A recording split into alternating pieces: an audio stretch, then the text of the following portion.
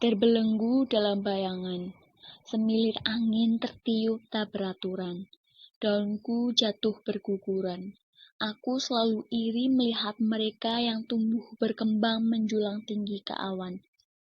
Sedangkan aku hanyalah pohon kering kecil di sana, dengan akar tertanam yang tertimpa tanah gersang. Mungkinkah mereka menertawakan keberadaanku? Apa yang harus aku lakukan? Aku sudah rindu kebebasan. Aku sudah rindu kesuburan. Aku ingin tumbuh hijau, subur, dan sejuk. Aku terbangun lebih awal dari mereka. Secercah cahaya menyinari pohon-pohon lain, tapi tidak denganku.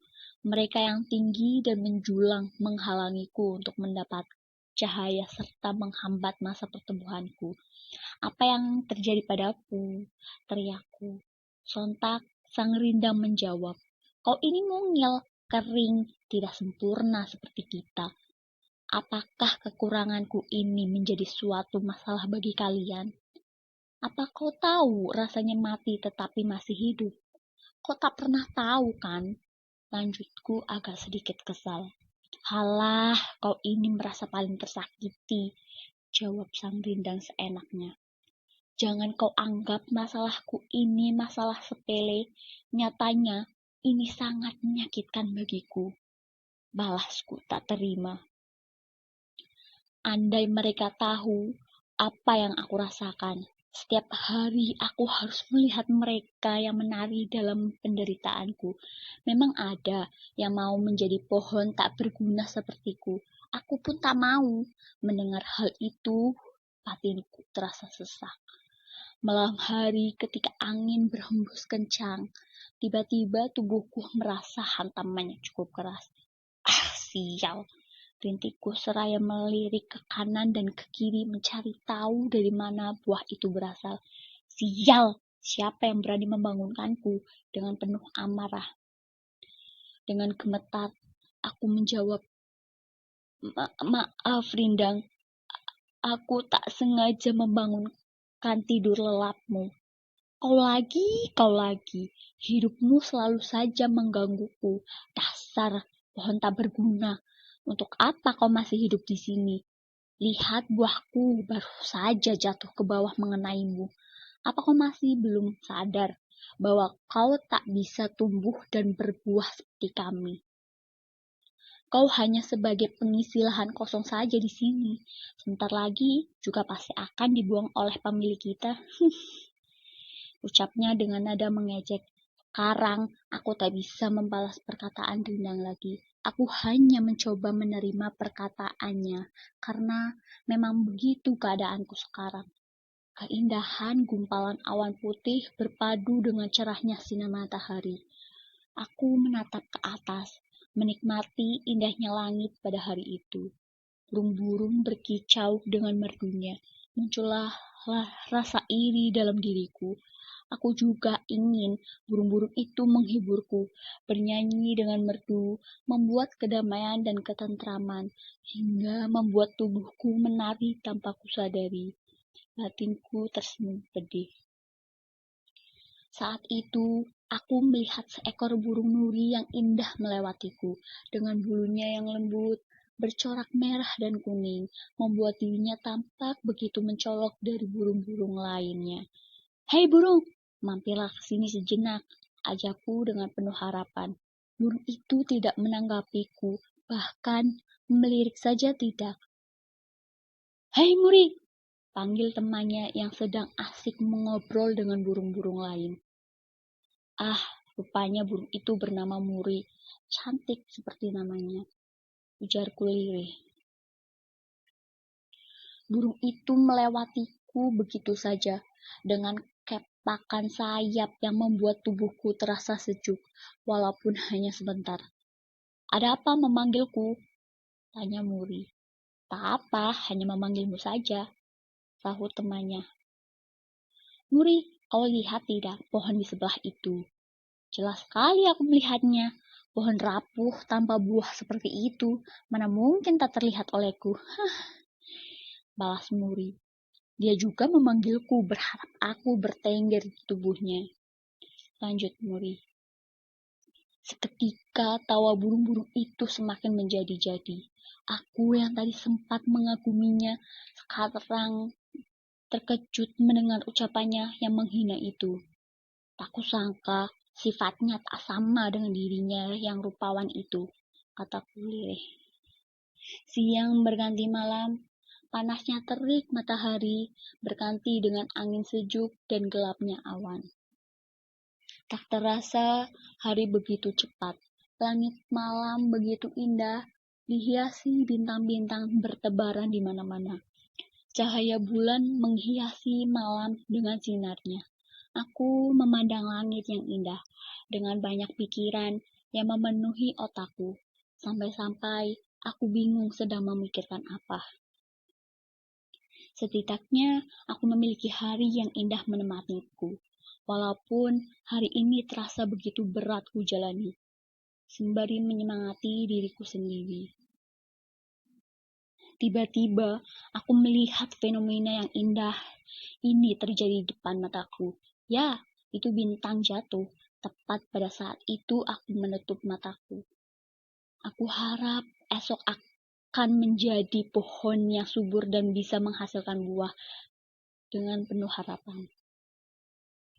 Tanpa sadar, aku terlelap karena semilir angin malam yang sejuk, membuat mataku rasanya ingin terbejam. Saat tidurku makin terasa pulas, sama-samar aku mendengar nyanyian burung yang amat indah terdengar di telingaku. Kenapa nyanyian ini terasa begitu dekat denganku? Akhirnya aku membuka mata. Aku sempat terkejut. Kenapa sekarang aku jauh dengan tanah? Sambil melihat sekeliling. Oh, bukankah itu Muri? Apakah aku tanyakan saja padanya? Ujarku lirih. Hei Muri, kenapa kau bernyanyi untukku? Tanyaku. Tentu saja, karena aku sangat senang di sini. Wangi darimu membuatku bersenandung. Teman, balas Muri. Kau memanggilku teman? Tanyaku lagi. Ya, tentu saja. Apa kau tidak mau berteman denganku? Jawab Muri heran. Ah, tentu saja tidak. Balasku. Aku tak bertanya tentang apapun lagi, karena aku terkejut dan terhanyut dengan nyanyian Muri yang merdu, hingga membuat diriku menari. Matahari sekarang tepat di atasku. Aku yang biasanya benci di waktu itu, tapi berbeda dengan kali ini, karena aku melihat diriku yang menjulang tinggi dengan kokoh, lebatnya daun-daun hijau, dihiasi mekarnya bunga, diselimuti sari-sari yang menandakan pohonku berbuah. Apakah ini akhir dari kesengsaraanku? Akhirnya, capku gembira. Ini sungguh nyata kan? Sambil tersenyum bahagia. Sepanjang hari aku berliak-liuk diiringi kicauan burung. Seperti dabaanku selama ini. Di saat aku bergembira, tiba-tiba tubuhku terasa diombang-ambing oleh angin kencang. Cuaca yang tadinya cerah, sekarang langit sudah dipenuhi awan hitam. Tiba-tiba petir menyambarku. Sontak itu mengagetkanku hingga akhirnya aku terbangun. Ya, itu semua ternyata hanya mimpi yang terasa begitu nyata. Walaupun itu mimpi yang tak lama, tapi hatiku merasa senang di waktu yang sedikit itu. Setidaknya aku pernah merasakan hal itu. Masalah datang dan pergi menimpaku. Sekarang aku sudah terbiasa dengan segala cemoohan di lingkunganku. Tiba-tiba aku mendengar suara pijakan orang-orang. Aku yang tengah termenung pun tergejolak kaget saat langkah mereka semakin mendekatiku. Ternyata benar mereka menghampiriku. Sepertinya wajah mereka tak asing, bukankah itu pemilikku Pak Aris? Tapi yang satu lagi itu siapa? Aku tak pernah melihatnya sebelumnya. Kenapa mereka datang ke sini? Apa jangan-jangan aku akan dirawat lagi? Seperti sebelumnya, dengan penuh harapan. Orang-orang itu semakin dekat, ucapannya terdengar sayup-sayup. Sepertinya pohon ini tidak ada harapan lagi. Apa saya cabut saja, Pak? Tanya orang yang datang bersama Pak Aris. Orang itu adalah biasa yang merawat pohon-pohon di kebun ini. Harapanku seketika runtuh. Rupanya ajalku semakin dekat. Batinku tersenyum pedih. Kini mereka berada tepat di depanku menatapku kasihan. Malang sekali hidupmu, wahai pohon kecil. Kau terlihat seperti tak ada harapan lagi, ujar Pak Aris. Kita cabut saja ya, Pak. Tolong diurus ya, Pak.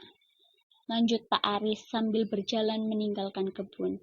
Baik, Pak, jawab Pak Dika. Pikiranku sekarang sudah tak karuan lagi. Detak jantungku semakin kencang, hingga rasanya aku meledak. Tatapan mataku kosong. Tubuhku sudah lemas tak berdaya. Aku sudah pasrah dengan apa yang akan terjadi kepadaku. Pak Dika sekarang mulai menarik tubuhku dengan sekuat tenaganya tanpa rasa belas kasihan. Akarku mulai keluar satu persatu. Tolong, tolong, aku, adakah yang bisa membantuku? Tolong, pintaku lirih tak bertenaga. Tiba-tiba air mataku jatuh dengan sendirinya. Kenapa ada cairan aneh di tanganku? Sambil melihat sekeliling. Ada apa dengan pohon ini? Kenapa mengeluarkan cairan berwarna merah banyak sekali? Ucap Padika dengan nada bergetar sambil lari ketakutan. Apa aku